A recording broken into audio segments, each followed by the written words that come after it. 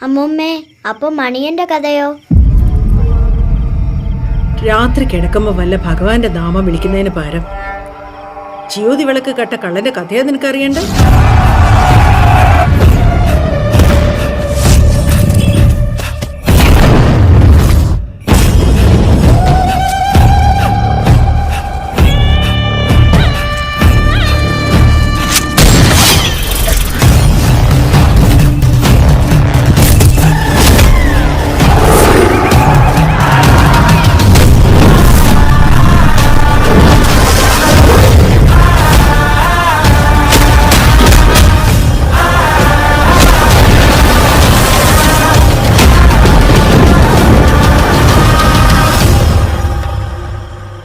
ഓന്റെ കഥയൊന്നും രാത്രി പറയാൻ കൊള്ളൂല മോളെ.